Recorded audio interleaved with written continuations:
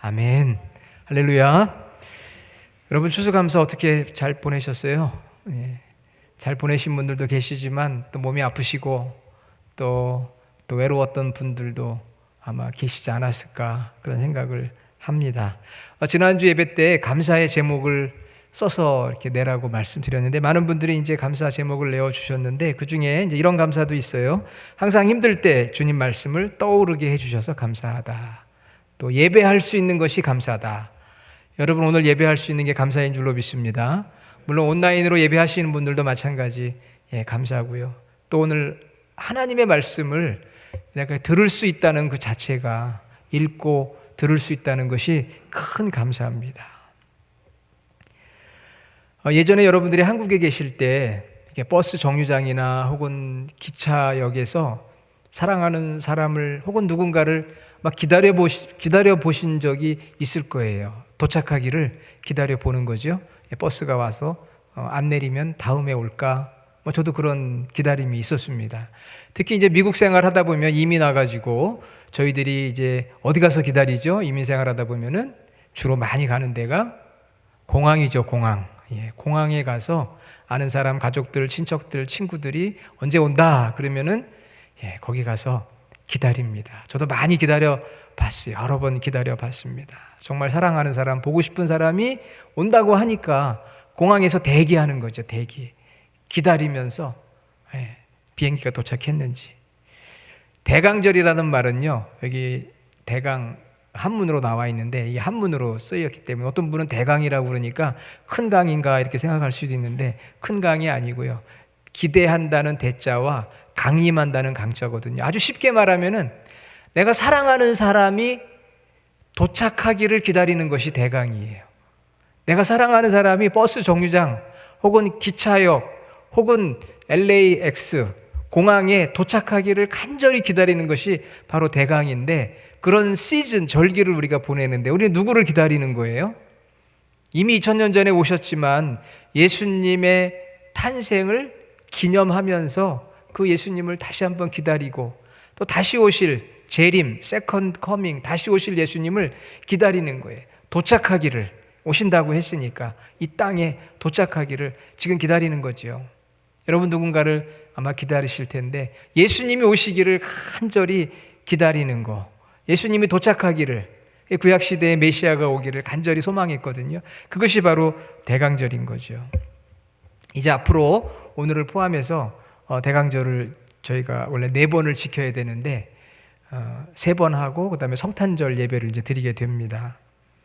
오늘 이제 옥중서신 골로새서 마지막 4장이고요. 다음 주 한 번 더, 그리고 이제 빌레몬서 하면은 옥중서신이 끝나요. 그래서 다음 주면은 옥중서신이 끝나는데 오늘 그 골로새서 4장을 이렇게 읽어보면서 또 이 말씀도 대강절에 하나님이 주시는 말씀이구나. 그런 은혜를 제가 먼저 받으니까 마음이 뜨거워지더라고요. 이 대강절 첫째 주일에 하나님께서 사도 바울을 통해 골로새 교회에 주시는 말씀, 그 말씀이 우리에게 주시는 말씀하고 얼마나 그렇게 이 시대와 상황이 딱 떨어지는지 너무나 감사하다. 자, 여러분 오늘 말씀 3가지를 제가 전하려고 해요. 기도, 지혜, 은혜로운 말. 특히 대강절 한 달 남은 2021년에 이 3가지가 필요하다고 하나님께서 우리에게 골로새서를 통해 말씀을 해주셨어요. 그래서 2절과 3절에 보니까 기도를 계속하고 기도에 감사함으로 깨어 있으라. 또한 우리를 위하여 기도하되 하나님이 전도할 문을 우리에게 열어주사 그리스도의 비밀을 말하게 하시기를 구하라. 내가 이 일 때문에 매임을 당하였노라. 첫 번째는 기도를 계속 하라는 거예요. 언제? 특히 이 대강절에. 기도는 성부, 성자, 성령 삼위일체 하나님과의 대화고 교제입니다. 사랑이란 대화하고 교제하는 거거든요. 주님을 더 사랑하려니까 기도해야 돼요. 아버지 하나님께 기도하는데요, 성령님을 의지해서 내가 기도할 힘이 없어요. 기도할 마음이 없어요. 성령님이 도와주셔야 돼요. 그리고 우리의 중보자 되신 예수 그리스도의 이름으로 성부, 성자, 성령과 교제하는 방법이 바로 기도입니다. 그래서 이 기도에는 우리가 아는 것처럼 감사의 내용도 들어가 있고요. 내 자신의 죄와 허물과 부족에 대한 내용도 들어있고 회개하는 마음, 또 여러 가지 간구하는 내용들이 들어있어요. 저희들이 이제 사람들과 대화를 해야만, 서로 교제해야 그 사람의 생각을 알 수가 있지 않아요? 그리고 대화해야 어떤 문제가 해결이 됩니다. 대화를 하지 않으면 문제가 해결이 안 돼요. 그 사람과 대화를 해서 서로 마음을 열고 대화하다 보면 문제가 해결이 되고, 대화하다 보면 그 사람의 뜻이 무엇인가를 아는 것처럼 우리가 성부, 성자, 성령 삼위일체 하나님과 대화하는 거, 교제하는 거, 그것이 바로 기도인데, 기도를 어떻게 하라고 오늘 말씀했느냐 하니까 계속해라 그랬어요. 계속해라. 계속해서 기도하라. 이미 우리 너무 잘 알잖아요. 쉬지 말고 기도하라. 데살로니가전서 5장 17절. 사무엘상 12장 23절에 보면 사무엘이 나는 기도 쉬는 죄를 하나님 앞에 결단코 범하지 않겠다, 이렇게 얘기했어요. 여러분, 기도 쉬는 것도 죄입니다. 그런 이야기 들어보셨겠지만 기도를 쉬는 것도 죄예요. 왜 죄인지 아세요, 여러분? 기도하지 않는 것은 바로 인간의 교만이기 때문입니다. 그래서 교만은 죄 중에 가장 큰 죄고, 하나님께서 가장 싫어하시는 죄가 교만의 죄예요. 왜냐하면 하나님 앞에서 나의 피조물됨, 하나님의 자녀됨을 인정하고 그 아버지 앞에 대화하고 교제하며 나아가기를 하나님이 원하시는데, 그런데 기도하지 않습니다. 왜? 내 마음대로, 내 뜻대로, 내 생각대로 내가 얼마든지 혼자서도 할 수 있는데, 이런 생각을 한다는 것이죠. 그래서 기도하지 않는 것이 죄라고 성경은 말씀하고 있어요. 교만한 태도이다. 여러분, 기도하고 싶은 마음이 드세요, 안 드세요? 계속해서 쉬지 말고 기도해라. 여러분, 이번 대강절 기간에 교회에 나와서 뿐만 아니라 가정에서, 또 여러분이 어디서든 간에 계속해서 기도하는, 감사의 내용을 담고 회개의 내용을 담고 간구의 내용을 담아 기도하는 우리 모든 성도들이 되시기를 주님의 이름으로 축원합니다. 그래서 오늘 설교 후에 저희가 잠깐이지만 합심해서 기도하는 시간을 가지려고 해요. 내년에는 매주 제가 설교 후에 기도 제목을 가지고 기도하는 시간을 가지려고 합니다. 왜냐하면 우리가 회복되고 변화되어야 되기 때문에 기도를 통해서 그것은 이루어지거든요. 기도하지 않는 것이 죄다. 그러니까 기도를 계속해서 쉼 없이 기도를 하는데, 오늘 기도의 방법에 있어서 감사함으로 하라고 그랬어요. 기도할 때는 감사가 있어야 돼요. 그래서 기도와 감사는 빼놓을 수 없는 동전의 양면이에요. 감사가 없는 기도는 하는데 감사가 없어요. 에스크만 해요. 요구만 해요. 굉장히 이기적인 기도 아닙니까? 나만 생각하는 기도잖아요. 또 반대로 기도가 없는 감사, 기도는 없이 그냥 감사합니다. 이것은 역시 방향이 없어요. 모든 게 다 내 중심적인 거예요. 그러니까 감사가 없는 기도도, 기도가 없는 감사도 굉장히 내 중심의 기도다. 감사가 있어야 되고요. 또 감사할 때 기도가 있어야 돼요. 그것이 바로 성숙한 기도고 온전한 기도고 하나님 중심의 기도, 대화라고 할 수가 있습니다. 이 대강절 기간에 저희들이 무엇보다 기도에 힘쓰는, 오늘 말씀처럼 기도를 계속하고 기도에 깨어있으라, 잠들지 말고요, 영적으로 깨어서 기도하라. 예수님께서 제자들이 겟세마네 동산에서 땀 흘려 기도할 때 잠들었거든요. 한시도 깨어있을 수 없느냐 책망하셨잖아요. 영적으로 깨어있다는 것은 기도하는 걸 말하는 거예요. 기도는 영적인 호흡이고 영적인 대화입니다. 그래서 저와 여러분들이 대강절에 오늘 골로새서 말씀을 주셨는데, 기도를 계속하고 기도에 감사함으로 깨어있으라. 그런데 그 중에서도요, 이 대강절에 우리가 기도할 제목이 하나 있어요. 그것은 무엇이냐면 바로 3절이에요. 전도가 되어질 수 있도록 기도하라는 거예요. 왜? 예수님이 이 땅에 영혼을 구원하기 위해서 오셨기 때문에 예수님을 기다리는 이 절기에 우리가 당연히 마땅히 해야 될 것은 예수님의 그 구원을 위해서 우리가 기도하는 것이죠. 거기 말씀해 보니까 전도할 문을 열어주사. 이것은 목회자나 선교사, 전도자에게만 주시는 말씀이 아니고요. 우리 모두에게 주시는 말씀이에요. 하나님, 이 대강절 기간에 예수님께서 인류를 구원하기 위해 오셨는데 제가 기도합니다. 저에게 믿음의 용기를 주십시오. 담대함을 주셔서 입을 열어 아직도 주님을 알지 못하는 사람에게 말씀을 전하게 해 주십시오. 그리고 나의 사랑하는 가족들, 이웃들이 예수님을 영접할 수 있도록 해 주십시오.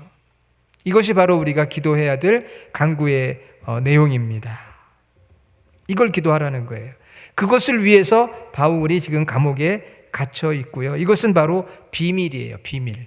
왜 비밀이냐면은 구약 시대에는 유대인들만 구원받을 줄 알았거든요. 그런데 예수님이 오셔서 이방인에게 구원의 길이 열렸어요. 그래서 이제 그게 구약 시대에 있었던 비밀인데 지금은 이게 비밀이 아니고요. 다 오픈되어 있어요. 예수 그리스도를 믿으면 구원을 얻는다. 이게 오픈이 되어 있는데 이건 오픈된 사실이거든요. 그 오픈된 사실 진리를 가지고 저희들이 기도하면서 예수님 오신 목적이 이루어질 수 있도록 이 한 달 동안은 무엇보다 대강절을 준비하면서 우리가 기도하는, 전도의 문이 열리도록, 말씀의 문이 열리도록 기도하는 저와 여러분이 되기를 간절히 원합니다. 그래서 첫 번째는 이제 기도하라는 것이고요. 대강절에. 두 번째는 5절에 보니까 외인에 대해서는 지혜로 행하여 세월을 아끼라 그랬어요. 예, 지혜. 여기서 외인이란 누구를 말하는 걸까요? 외인. 외인은 누구를 말하느냐? 제가 얼마 전에 설교하면서 예수 그리스도를 중심으로 사람을 분류할 수 있다고 했는데 첫 번째 종류는 예수님을 전혀 알지도 믿지도 않는 사람, people out of Christ. 두 번째는 예수님에게서 좀 벗어나 있는 사람, 등을 돌리고 있는 사람들, 의심하고 회의하고 혹은 상처받고 낙심되어져서 지금 등지고 있는 사람들, 지금 있어요 없어요? 등지고 있는 사람들. 두 번째. 세 번째는 그리스도 안에 있는 사람들, people in Christ. 외인이라고 하면은 바로 앞에 있는 1번, 2번을 말해요. 예수님을 알지 못하고 믿지 않는 사람들, 또 예수님으로부터 turn away, 등을 진 사람들, 그런 사람들에게 지혜로 행하여 세월을 아끼라 그랬어요. 이 말씀이 무슨 말씀일까요? 다시 말하면 주님을 알지 못하는 사람, 주님에게서 떨어져서 시험에 들어있는 사람들에게 지혜로 행하라는 거예요. 이 말씀은 무슨 말씀이냐 하면은요, 여러분들이 이제 주변에서 직장생활 또 사업생활 할 때 안 믿는 분들을 만나게 되죠. 그렇죠? 저는 또 목회자이다 보니까 사실 안 믿는 사람을 만나기는 쉽지 않아요. 의도적으로 찾지 않으면. 아마 그러나 여러분들은 주변에 안 믿는 분들 만나게 될 거예요. 물론 이민자들은 대부분 신앙생활을 하고요. 귀찮게 할까 봐 믿는다고 거짓말하는 분들도 간혹 있더라고요. 어느 교회 다닌다고. 그러면은 이제 전도를 안 하니까 어느 교회 다녀요 그래요. 사실 알고 보면 그 교회 다니지도 않는데 어느 교회 다닌다고 이야기해요. 그래서 그때는 여러분들이 그냥 그러셔요? 그러고 넘어가면 안 되고 꼭 물어봐야 돼요. 그 교회 담임 목사님 성함이 어떻게 되세요? 이렇게 물어봐야 그분이 말을 못 하잖아요. 걸린 거죠. 네. 속일래도 좀 잘 알고 해야 되는데 야, 어느 교회 다녀요? 그렇게 이야기하거든요. 목사님 성함이 어떻게 되세요? 이렇게 물어보는 거예요. 안 믿는 사람에게 이 한 달 동안은 지혜로 행하여 세월을 아끼라고 했어요. 이 무슨 말씀이냐 하면은 나나 안 믿는 사람이나 세월이 빨리 흘러갑니다. 그런데 안 믿는 사람을 보면서 그 사람에게 내가 복음을 전해야 되는 거예요. 여러분 교제의 목적이 뭐예요? 복음 전하는 게 교제의 목적이에요. 어떤 분은 골프를 하는데 안 믿는 분들하고 골프를 치면서 돈 따는 게 목적이래요.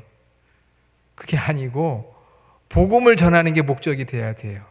그런데 무작정 하는 게 아니고 지혜로 행해. 지혜롭게, 뱀처럼 지혜롭고 비둘기처럼 순결하게 지혜롭게 어프로치해서 그 사람을 전도하는 거예요.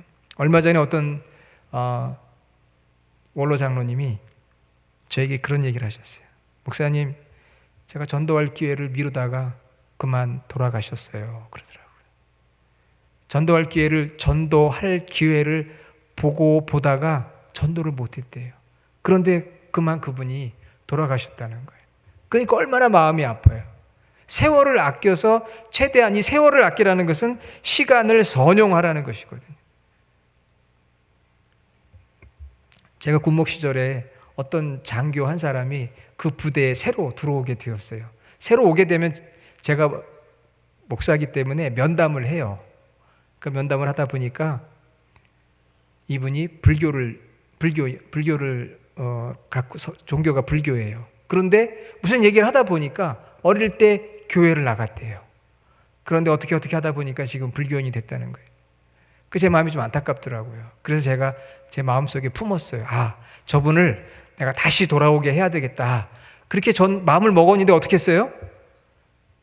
세월을 그냥 흘려 보낸 거예요. 마음만 먹었지, 젊으니까, 20대 젊은 청년이니까 뭐 시간이 있겠지 이렇게 생각을 했는데 글쎄 이 청년이, 장교가 외출을 나갔다가 교통사고로 죽은 거예요. 20대인데. 그 소식을 제가 전해 들었는데 너무나 마음속에 충격이 되더라고요. 하나님께서 그때 영감을 주셨을 때, 인스피레이션, 감동을 주셨을 때 믿으라고 했어야 되는데, 앞으로 같이 군대 생활하면서 이제 차차 계획을 세워서 해야지. 물론 그렇게 지혜롭게 할 때도 필요한데 시간을 선용하지 못하고 그만 놓쳐버리니까, 그런 일이 벌어지니까 지금도 제가 생각이 나고 마음속에 안타까운 그런 청년의 모습인 거죠. 아니, 어릴 때 교회 나갔는데 지금은 그 신앙을 턴어웨이해서 예수 그리스도에게서 벗어난 사람이 되었는데 내가 왜 그때 적극적으로 하지 못했나. 그렇게 후회하면서도 지금도 여전히 시간만 보내고 있을 때가 저도 제 자신도 있다고 하는 것이죠.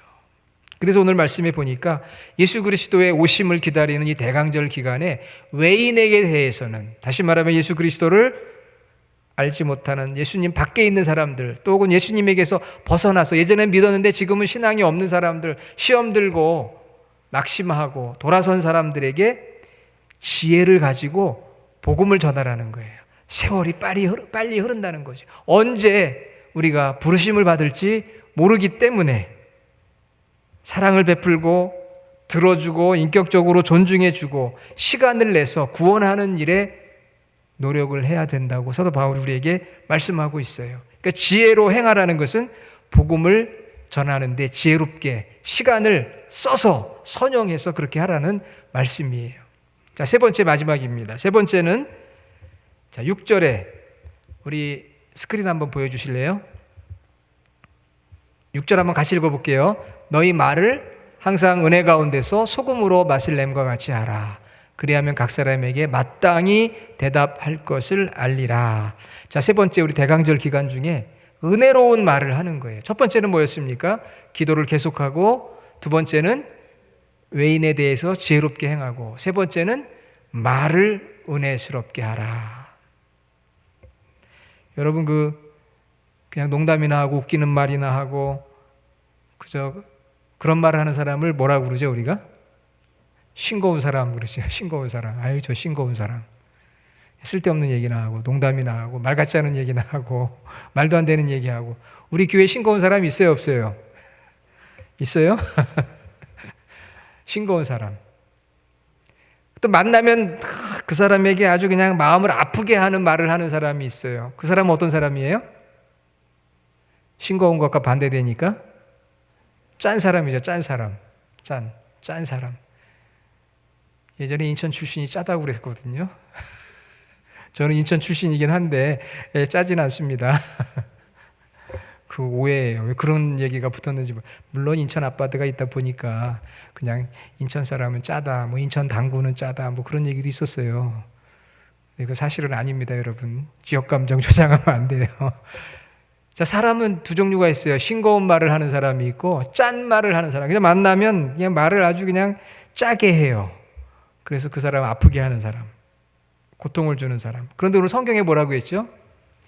너희 말을 항상 은혜 가운데서 소금으로 맛을 냄과 같이. 자, 소금으로 맛을 낸다는 것은 음식을 만들 때나 먹을 때나 적절하게 간을 맞추니까 적절한 말을 하라는 거예요. 소금을 안 치니까 싱거운 말을 하고요. 소금을 너무 치니까 짠 말을 하는 거죠. 여러분들 어떤 말을 해야 돼요? 은혜스러운 말은 소금을 적당히 쳐서 간을 좀 맞춰가지고 은혜로운 말, 적절한 말, 마치 잠언 25장 11절 경우에 합당한 말, 아로새긴 은쟁반의 금사과, 진실한 말, 필요한 말, 그렇지만 친절한 말, 은혜로운 말. 왜 이런 말을 해야 돼요? 그 사람이 구원받도록 해야 되니까. 그 사람의 믿음이 성장해야 되니까 싱거운 얘기나 하고 짠 이야기나 하고 그러면 안 된다는 거예요. 적절한 말, 간을 해서 은혜로운 말을 해야 된다. 야고보서 3장 2절 말에 온전한 자가 온전한 자라고 했어요. 그러니까 우리 벨리 주하나의 모든 성도들은 이번 대강절을 맞이하면서 기도하고 계속해서 또 우리 외인들과 교제할 때는 그냥 교제가 목적이 아니에요. 돈 따는 게 목적이 아니에요. 무엇이 목적입니까? 어떻게 하든 예수님을 전해서 믿도록 해야 되겠구나. 그것이 목적이 돼야 되는 것이고요. 세 번째는 은혜로운 말을 하는 거예요. 싱거운 말, 짠 말이 아니라 그것도 역시 마찬가지예요. 그 사람을 살리기 위해서. 짜게 하면 죽습니다. 짜게 하면 심장에 부담이 온대요. 짜면 죽어요. 대강절을 맞이하면서 우리 더 사랑해야 되겠습니다. 러브 모아, 더 사랑해야 돼. 주님을 더 사랑하고 우리 가족, 이웃, 교인들을 더 사랑하고. 어떻게 사랑해요? 기도로. 어떻게 사랑합니까? 지혜롭게, 은혜로운 말로. 그래서 이번 대강절 정말 저희들이 한 달 남은 이 기간 동안 오늘 말씀에 순종하여 실천하는 복된 삶이 되기를 주님의 이름으로 축원합니다. 아멘.